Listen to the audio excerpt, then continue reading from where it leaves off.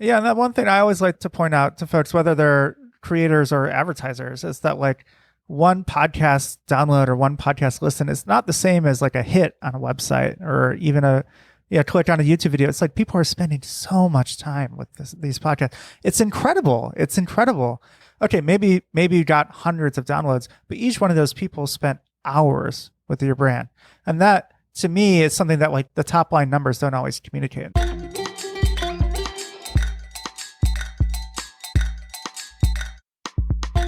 Podcast Junkies, episode 229. Welcome back. If you are new to the show, my name is Harry Duran, host of said show. Interviews with some of the most interesting, fascinating, amazing podcast personalities from around the podosphere and folks doing really interesting work in the podcasting space. This week is just such a person. His name is Dave Zohrob. He's the co-founder of Chartable. More on him in a minute. In case you missed last week's episode, I had a great conversation with my friend and my CFO coach, Liz LaJoy of Zen Money Monday. It's an interesting episode because we pulled back the curtain a little bit on the inner workings of Podcast Junkies and my company, Fullcast, and how instrumental Liz has been to help me get a better understanding and handle on all things finance related, and the story about how she started Zen Money Monday and the success she's had so far. This episode is brought to you by Focusrite and specifically the Scarlett 2i2 sound card, one of my favorite go-to sound cards, something I use for each and every podcast recording. The 3G line is a go-to for all new podcasters. Find out more at podcastjunkies.com/Focusrite, and the link will be in the show notes as well. So this week, we speak to Dave Zohrob. He's the co-founder and CEO of Chartable. If you haven't heard of Chartable, it's a podcast analytics company that allows users to track and analyze their shows to grow their audience and their business. Prior to founding Chartable, Dave was an employee at AngelList, where he founded their New York City office. He's also co-founded 2 startups reaching millions of users on iOS and the web, and was an engineer at HOTorNOT and Microsoft. Interesting tidbits there. This is an interesting episode, 2 podcasters geeking out on podcasting. We hear about Dave's background. We touch on, obviously, the impact of COVID-19 and how Dave actually got into podcasting. We do a deep dive on the importance of analytics and the genesis story for his company, Chartable, and some of the insights he's gleaned from his work there as well. He talks about the decision to raise funds from outside investors and the thought process that went into that.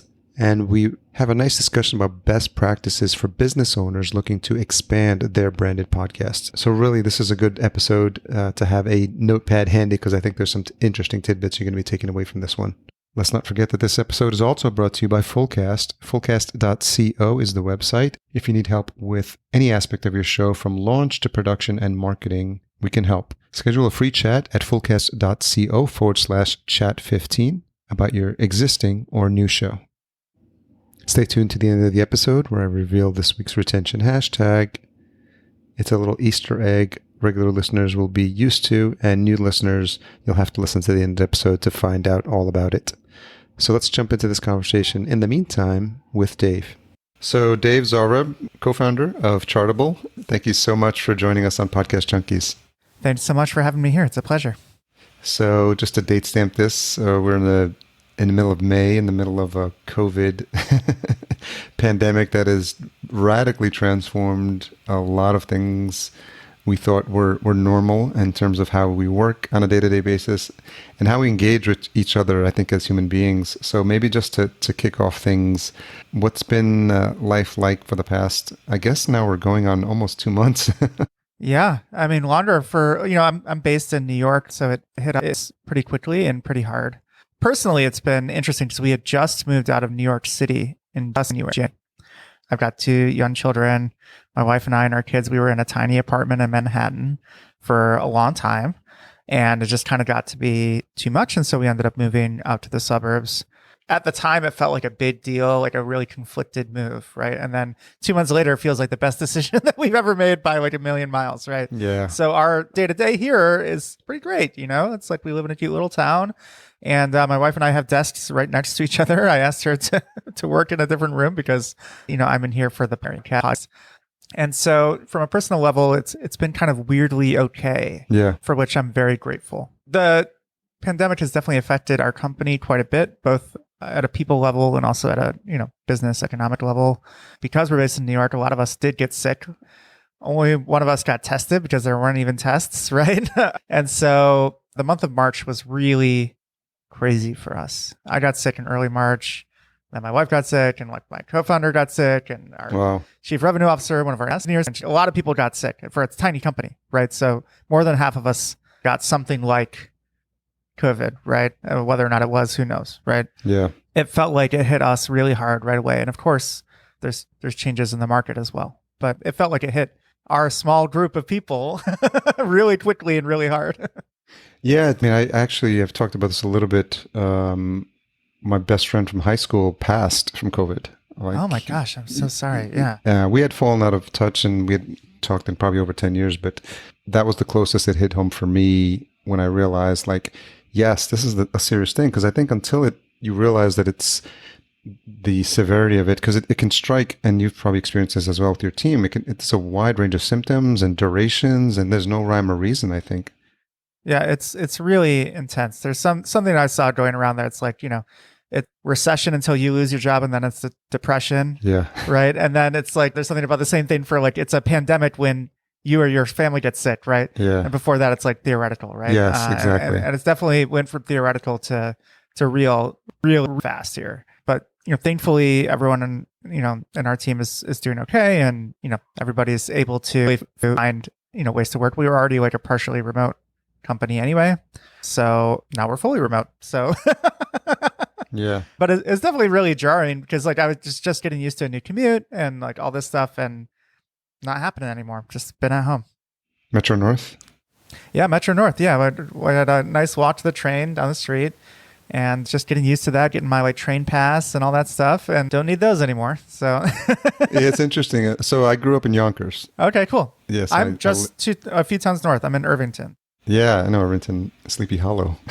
Yeah, just south of Sleepy Hollow, exactly. So yeah, I grew up there, went to school in White Plains. I went to Archbishop Stepinac, like an all-boys Catholic high school in White Plains. Oh, wow, yeah. Yeah, and so I'm very familiar, and most of my life has been spent there. But I did live in the city. I lived in Upper East Side after college, Stuyvesant Park, Stuyvesant Town. Yeah. I was there, Lower East Side. So I was there for Hurricane Sandy, and I was in New York for 9/11. So just understand, like, when New York goes that through a major event. And this is obviously something that affected the entire world. So to see the pictures of New York, anytime you see New York or a big city like New York shut down and the streets empty, it's just eerie. It is eerie for sure. And honestly, I haven't been back for better or for worse. Like in some ways that reflects like my like great position as like a tech guy or whatever. It's like, okay, I'm like really lucky, I'm lucky and I'm grateful, but it's also like so strange, It is, yeah. And I have to go back, and we're going to like, our office lease is up shortly, and we're just not going to renew it, right? And so yeah, we're going to go and clear it out. Like what a weird thing. How long did you have it? Not that long. So like we're still a very small team. We're 7 people now. My co-founder and I, it was just the two of us for quite a while before we had even known, before we even got Chartable started. It was just like, we were trying different ideas. And then we had hired a couple of people in March of 2019. And then we hired a few more in the last few months. So most of the team was brought on recently. But yeah, we just had an office in Midtown for a little bit and not anymore. Well, it's that times 1,000, 10,000, whatever it is. I mean, Twitter just announced employees can work at home indefinitely. Salesforce I just saw this morning announced for the rest of 2020. And those are the high profile ones. Like, yeah, for sure. And then what you just mentioned as well, like how can you justify the cost of, especially New York City real estate of all places, but also the forced experiment, because every company wanted to test out remote and probably dabbled in it up until now, but to be forced into it and then stumble along the way and then realize over 2 or 3 weeks or a month that yes, we can get 80%, 90% of what we need done remotely, and what that's going to mean for office life as we've come to know it. For sure. It's a huge change, like, across huge sectors of the economy, right? For us, like we were already only going in a couple days a week, just because I have children. Like my time is fairly constrained along, yeah, because I want to be around my family, right? Yeah, I want to see my kids grow up. So it was already something that we were trying to dial back on in terms of in person. So we would use in-person time primarily for like, just being able to see each other, grab some lunch. And then we do a lot of like kind of creative work. We were, planning product stuff or brainstorming ideas. It's great to do that in person with a whiteboard, et cetera. But like the actual, like, especially for, programmers, like the actual engineering work, you like don't want anyone around, right? Yeah. It's like if they could be like a totally black like room, with like just me and my screen, I would be in great shape. And my right? energy drinks. Yeah, exactly. I mean, coffee, right? Yeah. I've moved on from Mountain Dew, but the kind of contrast between those two different modes of work, I think the thing that will suffer for us at least is that kind of creative aspect that you get from the in-person discussions. But we've been doing okay, and we've got folks. 5 of us are based in the New York area, but got somebody in Texas and another person in LA. And so we're already working remotely some chunk of the time. It's just that I have coworkers that I haven't even met, which is weird, That is weird. I wonder if it'll change the way people think about the interactions that they do coordinate, maybe retreats or quarterly team meetings, and just kind of make them more, sort of jam-packed and sort of like an intensive or, whatever it is. And I'm wondering if you've thought about that as well. Yeah, for sure. We were already kind of like moving in that direction because we were hiring people kind of across the US. And so we had planned the week of St. Patrick's Day, which was the week that the NBA shut down, I think. We had folks were planning on coming to New York. Oh, wow. But then we had we canceled it a few weeks ahead of time just because we knew, the direction was not good. Yeah, exactly. And the idea that people might be putting themselves at risk at all just didn't seem worth it, So yeah, when things get back to normal, assuming they will, hopefully they will. So whatever normal means. Whatever normal means, which is going to be a changing definition, then that's probably the pattern. We'll get together less often, but probably in a more structured way, which might end up being great. We're all going to be experimenting and trying different things, right? So let's wind the clock back. I'm wondering when podcasts as a medium actually came on your radar. The very first time, back when I was living in San Francisco, and a friend of a friend's company was called Odeo, and it was a podcast directory. Yep. And they were borrowing server space from the company that I worked at. Oh, funny. And I was like, oh, that's weird. They have this directory of radio shows. That's pretty cool. And I didn't really think about it all that much. Honestly, I wasn't listening all that much at the time. Seen some of the early stuff like Twit, stuff like that. But it really wasn't until the last few years that I spent more time getting deep into it.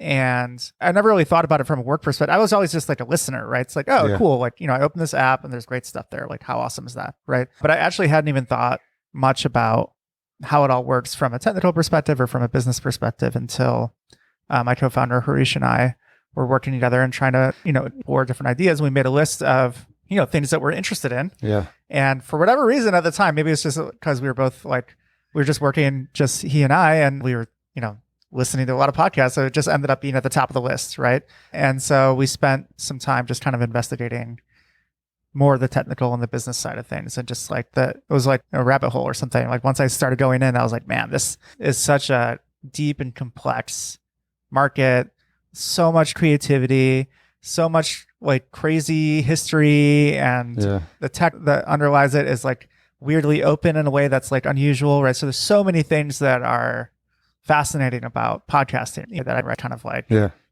fell in the hole and never came back out. How did you meet Harish? Harish and I worked together at the last company we both worked at, which is called AngelList. It's a network for startups to meet investors and for people to find jobs. So I worked there for 5 or 6 years, and then we hired Harish. We both worked together in the New York office for a couple of years, and then we decided, hey, we like working together. We're not startup dudes anymore, but we still had that desire to try starting something again, and so we decided to go off on our own and give it a try. And Odeo is, most people probably know the backstory, but they're the birthplace of Twitter. That's right. Yeah. So Odeo turned into Twitter, which I wouldn't have predicted. I mean, who knows? It was a funny time. Twitter's done okay. Yeah, you could say that. Yeah. But it was a funny thing. It was so early, and it felt I remember being in a cafe in San Francisco. And this was Web 2.0 time. It was a pretty cool time to be working on the internet and SF. I remember being in a cafe and somebody had their video iPod out watching a video podcast, like sitting at the cafe. Yeah. And I was like, I've never seen that before. Like, that's weird. That's cool, right? I mean, Twit's still doing video, which is cool. But like, just things went in. Who knows who could have predicted the direction that things ended up going in? It's like one of those things. This market's been around for such a long time. I mean, radio's been around for 100 years at this point. Podcasting is just a way to get audio to people's ears, and people have been doing it for a really long time. I'm a relative newcomer, having only been doing this for a couple of years, right? It does feel like there's a bunch of trends that have made things more exciting in the last few years, and part of it is just the steady creep of like more and more people listening, which is awesome. But it's also that like there's just so many amazing shows. Yeah, that's just really exciting. Like, how could you not be excited about that, right? There are so many. And so I'm wondering, as you start to think about this space and where you wanted to try something out, what was it about podcast analytics that caught your eye? And I get the sense from some of the posts you've done, that's some of the stuff you love to geek out on. So I'm wondering how much of that played a part in deciding what Chartable was going to look like. Yeah, well, we spent a lot of time learning about podcasting before we did anything, right? Because as like a programmer, I mean, I've been programming since I was a little kid. There's like the instinct is like, let's go out and start building something, right? Let's just go build. And I've done, I've been around long enough and built enough things that didn't work that like my first instinct now is like, oh, I'm really excited about this. Let me talk to people and kind of see like, what are the subtleties here? Like, what are the nuances? What do people really want? What are the problems they have? Like, how, can I bring any of my knowledge and skills to like help, right? Mm-hmm. Rather than say like, oh, I know what I'm going to do. I'm going to build a podcast app, right? Which is like probably most programmers like first like instinct is like, oh, I'm going to make this app, right? And that was my first instinct. And then we interviewed like dozens of listeners, like trying to get as far away from our own social networks as possible. And I was like, so like, do you like podcasts? They're like, yeah. How did you find out about them? I heard about how people listen, why people listen. And at the end, I'd sneak in a question in there. So like, what do you think about, what app do you use? And like, what do you think about it? They're like, well, I use Apple Podcasts and it's fine. I was like, do you ever change? No. It's like, okay. Like maybe the answer's changed now because Spotify's being so aggressive, right? And like if their favorite show moved to Spotify, maybe they'd switch, but. Like Joe Rogan. Yeah, like Joe Rogan, for example, which happened yesterday as of this recording, right?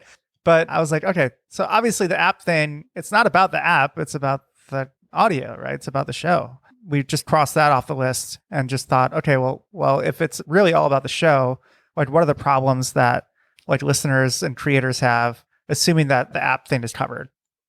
And we discovered that, the data situation around podcasting is complex and it doesn't compare all that favorably to a lot of other media, especially from like analytics or advertising analytics perspective. And so the more we talked to various creators and talked to advertisers and talked to listeners, we thought, hey, maybe there's something here around data. And like, I've been working in tech my whole life, for better or for worse, and I like love number crunching and like trying to figure out, like trying to use data to make better decisions. So I thought like, what about that for podcasting, right? Like the parallel to me is like my first startup I started, we ended up doing apps on the App Store for iPhone back in 2008, 2009. So like right after the App Store started. And there was just an explosion in apps back then. But it was also really hard to be an app developer because you didn't really know who was using your app or how they found it. And basically Apple would give you numbers once a day about how many downloads you had. Yeah. Right. So this is starting to sound a little bit familiar, right? Yeah, exactly. I actually launched a mobile app as well, so I have some familiarity with the App Store. Yeah, for sure. Yeah. So like all that stuff, apps, I think it's probably hard to remember back in 08, 09. Nobody knew that apps were going to be the thing that they ended up becoming, right? Even, there was an interview that was republished in the Wall Street Journal with Steve Jobs who said like, a month after the App Store started, there were 1 million apps downloaded. And he was like, wow, that's like way better than we ever thought it would be, right? And that's like Steve Jobs with his own App Store, right? But, there was a whole ecosystem that developed for creators of apps to like help them build better apps, help them understand their audience, help them grow their apps and rank higher on the charts, et cetera, et cetera. And it's really, there's so many parallels to what's happening in podcasting. And you could have almost any app and it would get downloaded because there was nobody there. There's no other apps, right? So people open up the App Store and they're like, oh, here's a fart app. I'm going to like download it, right? The guy made like $1 million, if I recall correctly. Yeah, just because he was the first fart app. Like, what a great idea, right? I don't know if there's like fart podcasts. I mean, maybe it's already been covered, but things change relatively quickly. Over the course of the coming months and years. Like, it became super competitive to try and get a new app out there Yeah. because there's so many. Yeah. This is sounding familiar, right? There's so many podcasts now, right? Like, how do people discover new podcasts? How do you grow your audience? So we just saw so many parallels that we thought we gotta dig in and see if we can build something here, right? What would the first prototypes look like? Because I know when people think analytics, people who have been podcasting for a while inevitably think of PodTrack.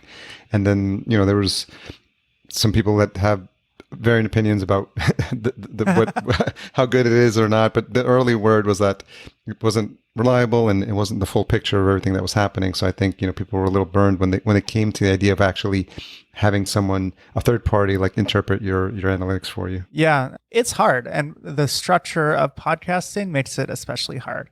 Like if you're a YouTube, if I'm like Google, I own YouTube now, and you want to know how many views a YouTube video got, Google knows the answer. They own the server, they own the website, and they'll just tell you, right? But like in podcasting, it's like you can consume a podcast on so many different devices through so many different apps. And like people host their podcasts in so many different ways on different services, or maybe they self-host, or maybe who knows what it is, right? And so that complexity makes it a lot harder to give a straightforward answer. It's not like, oh, you just load up the YouTube page and see how many views the video has. That's just not how it works, right? Yeah. We started with just aggregating the public data around a podcast. So your chart positions from Apple and it's from Accenture and from a couple other places, because it was, following the parallels to the App Store. Like we felt like that was data that was helpful, at least giving you a sense of like how you're doing. Does that require, I remember early on, it requires people to connect their Apple Store. So we can get the public data we can get without any authentication or anything like that. So it's like if Apple has interfaces to grab the data, it's the same stuff that powers Apple Music and iTunes and all that stuff. And so we just we crawl that stuff every once in a while. I mean, depending on what country it is or whatever. For Vanuatu, it's less often than the US, for example. We just we can link up. It's all public data, right? So we're just grabbing public data and saying, hey, here you go. Right. We thought we'll build this. We'll see if people like it. And they did. We got like a lot of adoption pretty quickly. And so then we thought, okay, well, what are the other kinds of data that we should be putting together? There's public data, like your chart ranges and stuff, but there's also private data, like your downloads or your consumption analytics from Apple and Spotify. And so what we tried to do with our first version of Chartable was to take all of that data and put it in one place, so you can at least take like a mission control for your podcast. Yeah. For a lot of folks, it's, for folks with smaller audiences, it's probably overload, honestly. If you're getting, my show, like I have a podcast, I'm trying to put together a second season here now that I have my microphone at home. We get a few hundred downloads an episode or whatever, right? So it's like, so you don't need to go deep into your, rankings or whatever for that. It's like ultimately like there's like really basic things you can do to build your audience. But there's a lot of folks who are really trying to build a business or build a brand. Yeah. Or if they're like larger publishers that have, millions or millions of downloads, like that data starts to become more and more important about making decisions about which content is performing the best. It's like from an editorial perspective, which content is performing the best for your advertisers, like what audiences are really growing, which shows are driving adoption across your network. Yeah. There's a zillion questions that can be answered there that, there weren't very good answers for. And so we just started building and just kept trying to like listen to our users and talk to people and learn what the real problems were. And do you now have, I know part of some of the pushback, I think early on, and people were worried that it might violate Apple's terms of service to allow you to connect and pull and log into someone's Podcast Connect data and then pull that in. So are you handling that different now? Is that still an option? It's still an option. It depends on how you want to look at it. Like it's up to you whether you want to let us do that or not. Yeah. We look at it as like us doing it on your behalf, right? Yeah. You could go log into a Podcast Connect and go export that CSV every single day if you wanted to. But that's not that fun, let's be honest. Of course. Right? Yeah, I've worked with CSVs and we do some of that hand manipulating of data for clients because, I'm just wondering how it affects or what Apple's stance on it, if it's anything that would violate the terms and conditions with Apple that you know of. Apple, they'll never say one thing to the other. Yeah, publicly. I know. They're a very secretive company. There are parallels to other industries. Like the company that we really thought of ourselves as modeling was a company called App Annie, which does like a lot of what we do. I remember App Annie. Like, when I say like, it's like this for mobile apps. Like App Annie was one of the big companies that did that for mobile apps. Yeah. And they did it the same way. Eventually, Apple created a special kind of way to access the App Store data, private App Store data without revealing your Apple ID password. I would love for that to happen. I don't want to store this data, to store anyone's logins. It's like something we take super seriously. We're very careful about it because it is, sensitive. So I'd prefer not to because it would make my life easier, right? Yeah. But for now, because we think that data is important, we're going to do it on behalf of our users, and same for Spotify. And you're doing that. Are you doing the same? I know that you're authenticating through Spotify as well. So the idea is to really just pull in, and then the new Google dashboard as well, right? Yeah. So we haven't started ingesting the data from the Google one yet. Okay. It's something we're looking into. Yeah, exciting. I mean, I'm happy to see more companies do this, and I think Stitcher has been doing this for a while too. Although I think it's less well known, but. We would love to have a way to access all that stuff, and preferably without any private, without anything more than an API key from a user or something like that. I think it's great that Google is not providing that data too, and it's certainly something we're looking at. And so what were some of the early findings? Because I'm a bit of a stats nerd, and like I mentioned, like part of my challenges with some earlier hosting companies, and without getting into specifics it was just very frustrating to go into the dashboard and not see data that I would term as actionable. I used to actually manage a customer service reporting team when I worked at E-Trade. Okay. And we had a bunch of people who would just create reports using Crystal Reports and Tableau and all these. And the mandate to them was always, hey, we're delivering reports to like VPs who have a very limited amount of time to they're not going to sit there and pore over your beautiful reports and fonts. So you have to make it like actionable. And so it was always like, can they look at that and within 30 seconds decide, exception reporting, right? Is this something I need to be worried about or not? Is it something that I can act on or not? And so I always think about that when I think about reporting. And so early on, we were pulling CSVs from these hosting companies, and I was manipulating the data in Google Sheets to create week over week reviews, month over month, trending, where are we seeing the growth? Because a lot of these stats are very pretty, but at the end of the day, it's like as a podcaster, I always think, okay, I have I see a heat map for UK listeners, and I'm just staring at it. I'm like, what am I going to do with that? I don't know. So I think that's a really good point. Yeah. There's actually a small subset that's actionable on a daily basis, and you got right at it. To me, it's about how is your most recent episode pacing against your previous ones? That to me, if I was going to look at one chart, it's we put out a pacing chart on Chartable recently. That's the one. It's how am I doing? Is my day one better than the day one from the last show? Right. And if you can just slowly improve that, you're going to be in great shape, right? The compounding effect of building your audience, of adding subscribers is an amazing thing. The other most actionable stuff I would say for a general audience is using our smart links, right? So we have these links that allow you to link to your show. It's convenient for your listeners. There's a lot of services that do this, that give you one link that let them pick an app that actually works for them. Yeah. But more than that, we also let you count the number of downloads that come in through a particular link, right? And so if I am trying to grow my audience on social media, whether that's Twitter, or Facebook, or Instagram, or YouTube, or if it's through my own email newsletter, you can figure out which of those channels is actually driving engagement with your podcast. And that to me is also really actionable, right? Because it's okay, I'm going to spend the next month focusing on my email newsletter, and then I'm going to track whether or not it's actually driving additional listeners or not. That seems something that a podcast of any audience size can take action with, right? Versus the geography maps, they're cool. It's okay, I've got 100 listeners in Croatia, that's great, but unless you're going to do a Croatian event or something, it's not necessarily actionable. Although what we've heard, we do present a lot of data, and we're trying to find ways to make it to make more sense and to make it more actionable. Is that for a lot of folks, one of the challenges of the medium is that you just get so little feedback, right? Exactly. You put the episode out into the world, it shows up in your Crickets. RSS feed. Yeah. And then okay, some downloads come in, right? But that's just so removed from, and maybe it's just the expectation of digital media these days. You post to Instagram, the likes start flowing in, right? That doesn't happen in podcast land, right? What we've heard from folks, even with small audiences, is oh, okay, knowing that I have some listeners in Croatia, that makes me feel good. There's somebody halfway across the world and they're tuning in. And that's a little bit of motivation to keep me going. Right. That to me, I wouldn't discount that too much, right? Because there's so little feedback you get, just having a little motivation to keep going, I think is a great thing.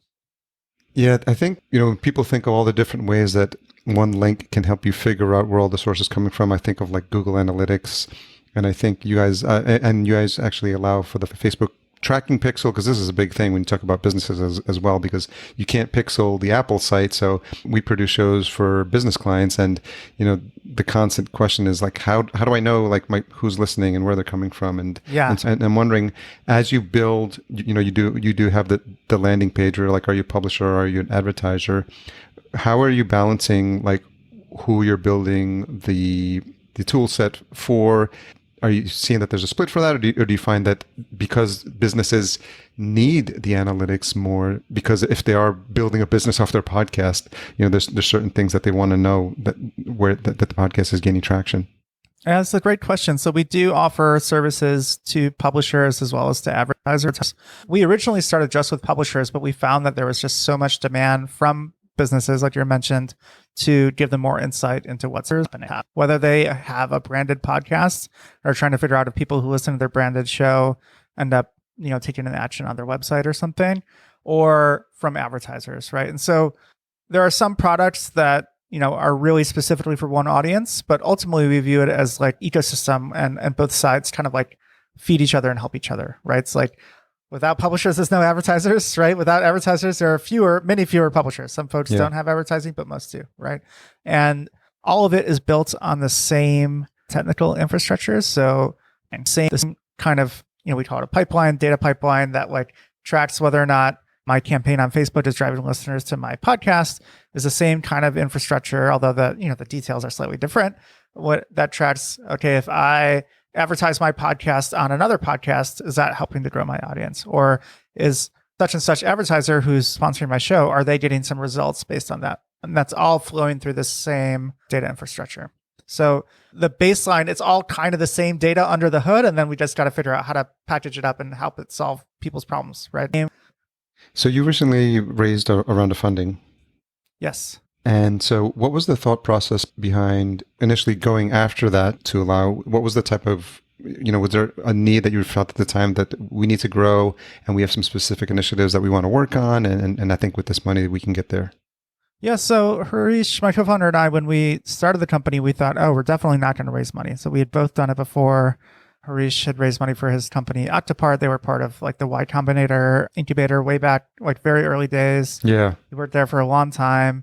Raising from outside investors, it still has some cachet. It is really hard and it puts a ton of pressure on you. And to willingly choose that takes, a certain mindset, right? Either an ignorance or an acceptance of those, of those like kind of challenges that you're placing on yourself. But of course, it also gives you a lot of opportunity, right? And so we were self-funding the business for over a year, and we just, the more, like I said, I fell down the rabbit hole of podcasting, and the deeper I went, I just thought, man, there's just so much opportunity here, right? Yeah. Are we really just going to go at the pace that we can fund ourselves?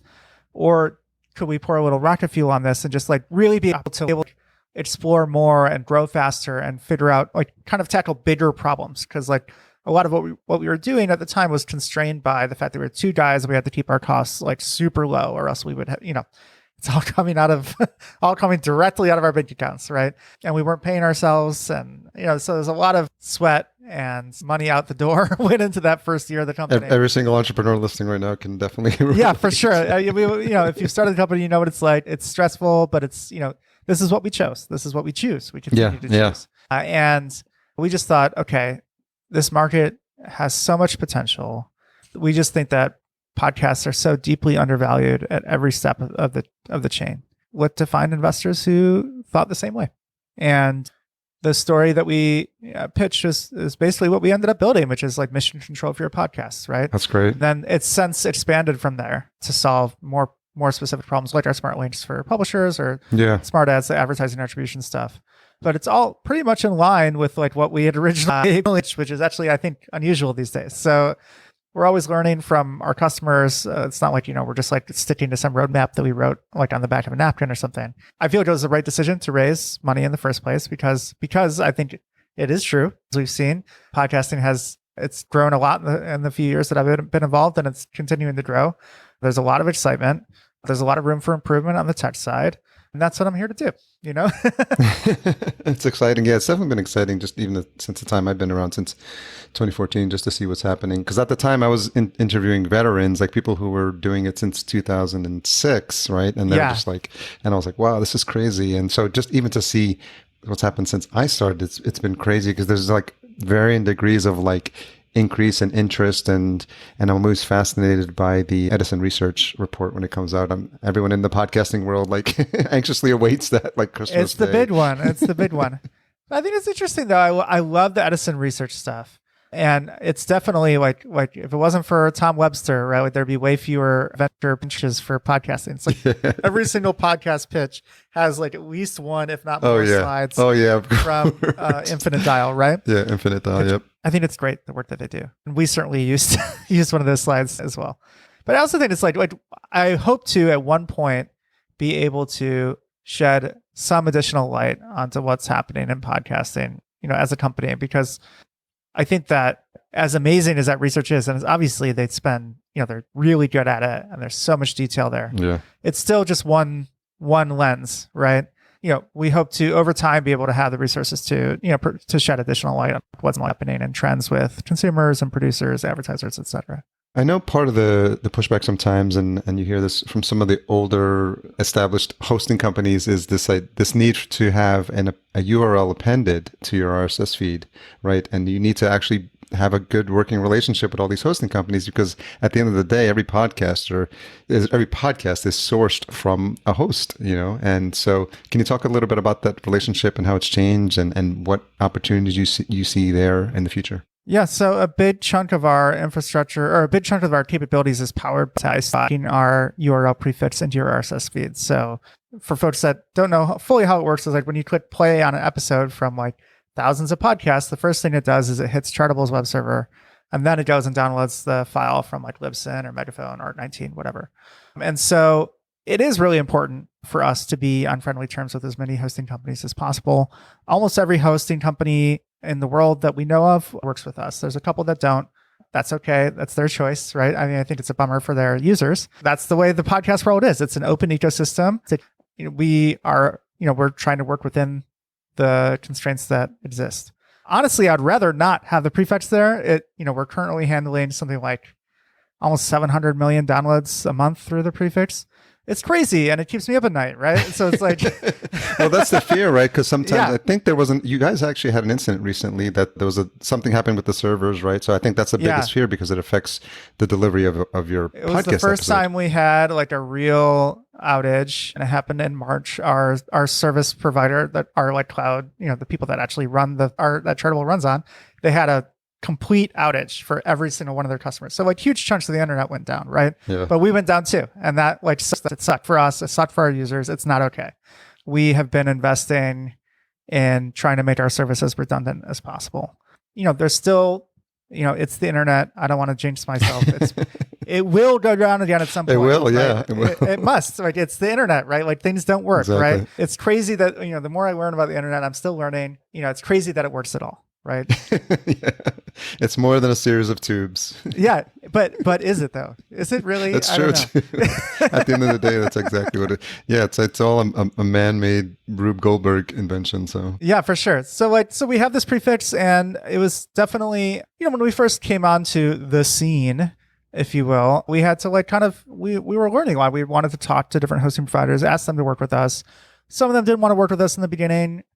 But I think that we've overall proven that that we take this really seriously, and we're not going to go down unless huge chunks of the internet go down, right? Yeah. And then B, that we're really trying to do good work here. We're not trying to do anything weird. We're not trying to scam people. We're not trying to collect data that we shouldn't be or anything like that.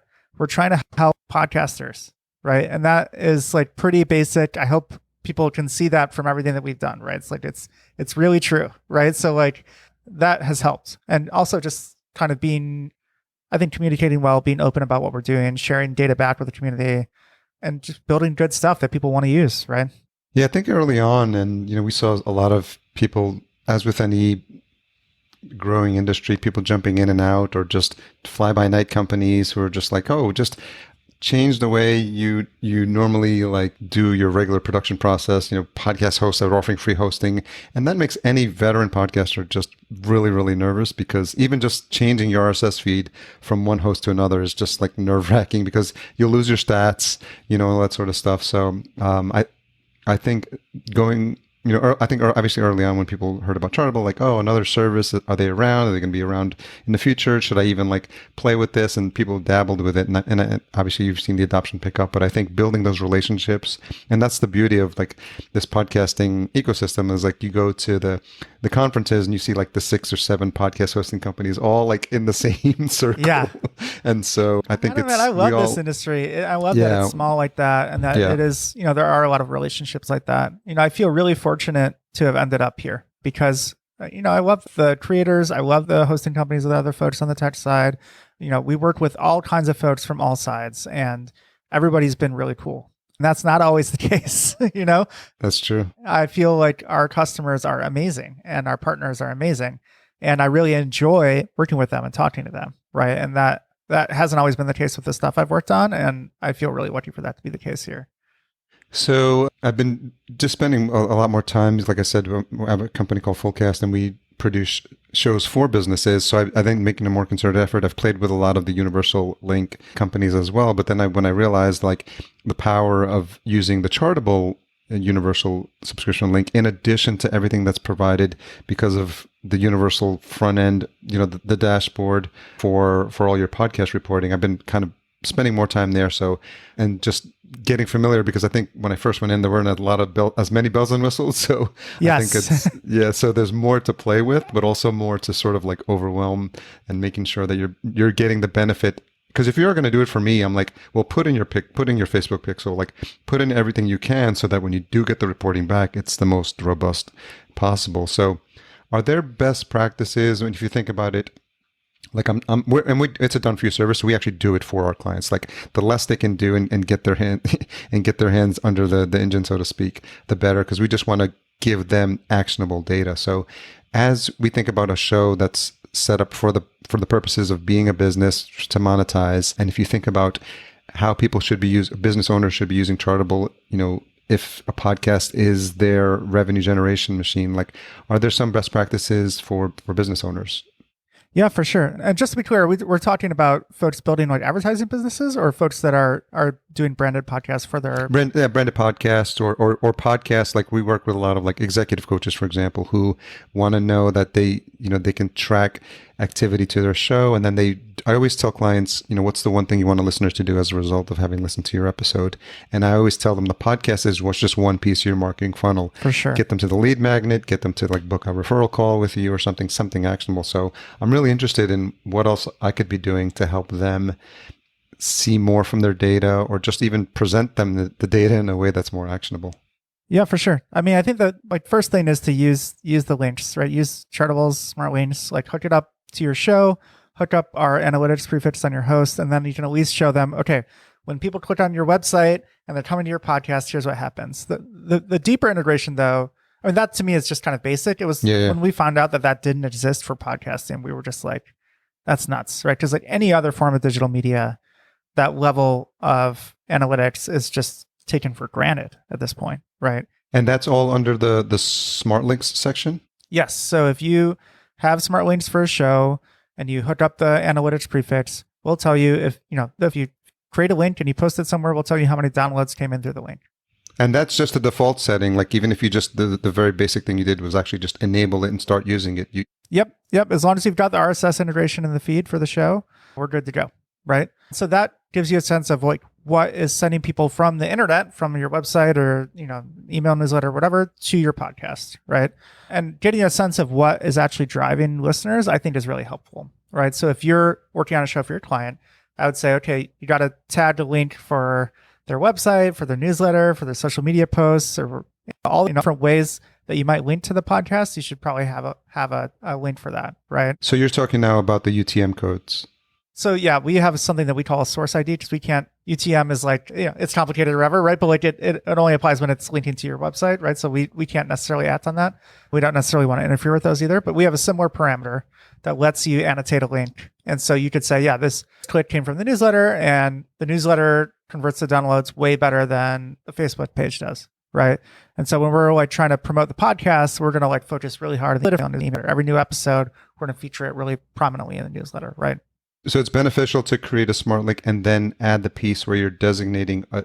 Yeah, we call it a source ID. Yeah, a source you can use ID it for a channel. Okay, so create a channel specific link, and then when you're in the newsletter and you promote the podcast, use that link there. Yep, that's right. And you can either create completely separate links for each channel, or you can use our source ID parameter and use the same link if you like the way it looks or whatever, and then like use different source IDs. And that to me is just about understanding the top of funnel for your podcast. Right? It's what's really driving the listenership there. The other question that a lot of business owners have is, okay, well, what happens after they absent, right? If I'm a coach, are they going to come and book a session? Right. Exactly. We do have integrations that will work for that. Although right now we primarily work with larger scale advertisers. We're working on improving our process so it can work with very smaller bases as well. And so that kind of integration, we've done it for some branded podcasts where if it's about somebody going to a website and, filling out a lead form or buying something, we could do attribution back to the podcast from that. Chartable, like the way I like to talk about it from like the super zoomed out standpoint is that we're helping to analyze the listener journey. So we can help you take the listener from, your web presence to your podcast. We can help if you advertise on other podcasts, like which a lot of folks do, whether it's guest, or maybe they do a lot of guest spots. Yeah, of course. We can help do attribution between two podcasts, right? So it's a great way to grow your show. What does that require on behalf of the podcaster? So both sides need to either have our prefix installed in the feed, or we can work with dynamic insertion, like if it's a dynamically inserted spot from like Megaphone, Art19, AdsWiz, or Triton, or AdNet, I think. The final step is the journey from the podcast back out to the web or taking some other action, whether that's downloading an app or buying something. And we do our best to measure each step of that journey. And for a business owner, like each of those could be interesting, right? Happy to talk about it more for your clients, but each one of those steps is, depending on the use case, could be worth measuring, right? Yeah. And so the one that's universal for anyone trying to build their audience is that smart link, right? We keep going back to it because it's like, it doesn't matter how big or how small your show is. It doesn't matter whether you're advertising based, you're trying to sell another service, or if it's part of your personal brand. Everybody wants more downloads, right? Exactly, everybody wants to figure out where their downloads are coming from. The links can be a really useful tool in your toolbox for that. Yeah, I'll definitely follow up with you offline and we can dig out deep, because this is the stuff I really geek out upon. Yeah, for sure, man. Yeah. Shifting gears a little bit, you mentioned you were programming as a kid. What's the first piece of tech or first computer that you remember? My dad in the 80s sold AutoCAD systems for architects. So he was pretty early, and he brought a computer home really early. So we had like a Radio Shack computer that hooked up the TV, which I remember when I was a little kid. It had like a tape deck. That's how you loaded games onto it. Yeah, me too. Yeah. But I started, I just fell in love with the things. And to my parents' credit, they would take me to the library and I would check out all the books on programming. There weren't that many. And, type in the programs into the computer, right, into the basic thing. And when I ran out of books there, they would just go, they would help me buy books, right? And so, I taught myself to program, and I eventually ended up going to, I made my first website in like the early 90s. I had like a computer programming tutorials website, right? All hand coded? Yeah, for sure, man. So that's the only way to do it, right? And so, I was really passionate about programming and about teaching other people to learn how to program. Honestly, it's the only thing I've ever done for a job, right? Even as a kid, I made websites for people in like middle school and high school really early on, and I used the money to go buy music gear. I was like, play guitar and stuff. And I would just like take every website I made. I'd be like, sweet, now I can buy like some more cables for my guitar or whatever, it's like. So it sounds like you've always had the creative gene inside you as well. I guess so. Yeah. I mean, another like resonance with podcasting for me is that there is like, I've played in bands and I played music for a huge chunk of my life. Oh, cool. But I also did college radio, and, my mom also did college radio at the University of Michigan. So we both did it at the same radio station. Yeah. And I was the music director of my college radio station. And this really, I actually haven't been on a podcast in a while, or haven't done one in a while. And this really does resonate with some part of me. It just feels like something I should be doing, and it's something I enjoy doing. And so it's fun to be able to kind of mix that creative side with the kind of technical side. Like, as much as I like being behind the mic, I'm generally better behind the computer keyboard. Yeah, I stopped at basic, so Okay, yeah. I didn't get past that. But I remember the joy of doing your first programs and saving it to a cassette deck. I had a Tandy 1000. Yeah, we had as a my first TRS key. 80. Yeah. It's like the crappier version. Yeah. There's something, there have been a few moments in my life where there's been like that kind of joy of creation. And it feels like podcasting really allows people to have that habit of creation too. In a really kind of simple and straightforward way where the thing can be, you can make something.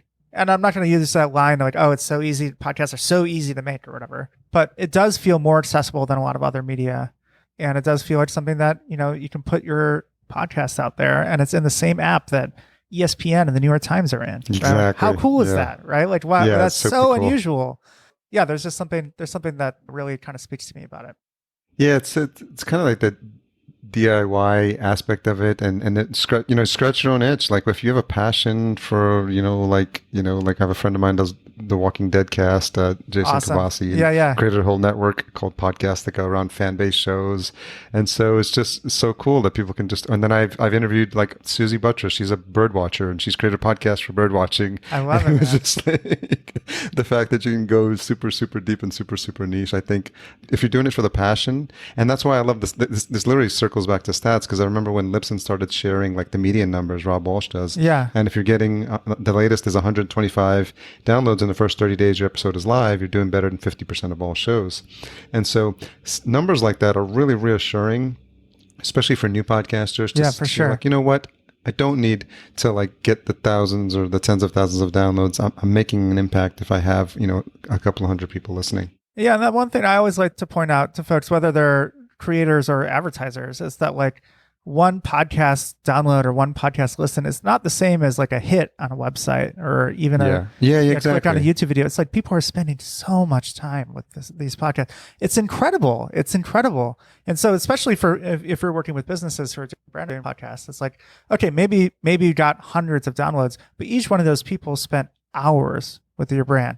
And that to me is something that like the top line numbers don't always communicate. And so I try to show that, because especially in this age of, short attention span or whatever, it's like, this is a medium that actually really rewards, attention. And so and engage listeners. Yeah, exactly. Yeah. So it's a cool thing.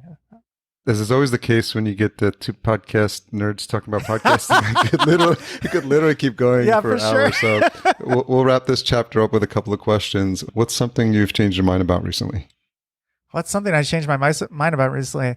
Well, I mentioned at the beginning, we had just moved to the suburbs, and I was honestly super conflicted about it. I tell you what, I love the suburbs, man. It's great. It probably wouldn't have been great for me 15 years ago, but it's just been incredible for our family. I am so lucky to be here.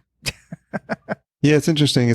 I can totally relate because I love New York City. I love the city. Passion. I'm the type of person that loves to be around crowds. I've always loved big cities. I'm in Minneapolis now, but I've lived in New York. I lived in LA, and I just get a buzz. And there's some people, it makes people anxious to be around crowds. But I remember every time I would come into, LaGuardia or JFK, and then that drive into New York City. Yeah. And then when you hit the bridge and you see the skyline, like I would just like get so excited. Same, absolutely. Yeah, so it's always going to have a special place in my heart. But I can relate to like the idea of slowing down, and it's probably age related, so the older you get. I've changed. The city hasn't really changed all that much. Yeah, that's true.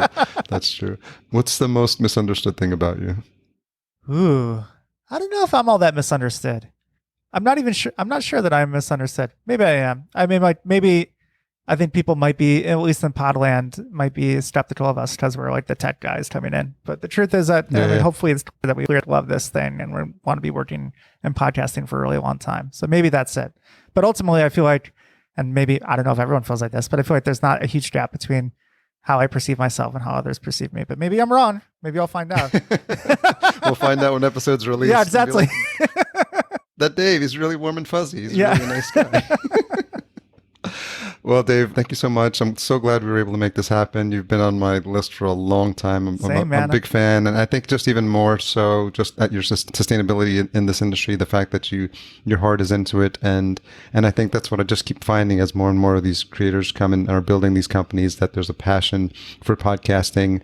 And it's this rising tide lifts all boats. We want to see the industry succeed. We want to see the industry grow. Absolutely. And I'm very glad. I'm super glad we got a chance to tell your story as well. Thank you so much for having me. It was great to connect, and hopefully we'll do another one soon.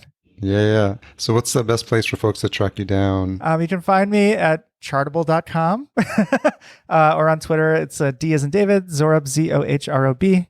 You'll see me in the RSS feed somewhere. And at a virtual conference sometime in the future. We'll have all those links in the show notes. Thanks again for your time. All right. Thanks so much, Harry. Take care, man. So thanks again to Dave for sharing the Chartable origin story. It's always fascinating to hear, as a fellow entrepreneur, the ups and downs that folks go through, how they came up with the idea, what early days were like, all that stuff I really geek out on. And I think some of you listening could relate to Dave's story. As always, don't forget to check out our sponsor, Focusrite, and their awesome line of gear, specifically the Scarlett 2i2. Head on over to podcastjunkies.com/Focusrite to see their full line. Intro and outro music composed by Cedar and Soil. Check out his entire list of music at cedarsoil.com. Podcast production and marketing provided by Fullcast. If your company is interested in learning how a podcast would be beneficial for your business, sign up for a free consultation at fullcast.co/chat15. Tune in next week for my conversation with Scott Miller. He's the Executive Vice President of Thought Leadership at Franklin Covey, a Wall Street Journal best-selling author and Inc. columnist. He's also the host of the On Leadership podcast. Really fascinating conversation all about the importance of leadership in business, which I thoroughly enjoyed. If you've made it this far, you're waiting for the retention hashtag. Let's go with Analytics Dave, ANALYTICS Dave. And you can tag us at podcast_junkies. And Dave at Zohrob, that's DZOHROB. Thanks again for all you do to support the show. I appreciate you listening every single week. Love you guys.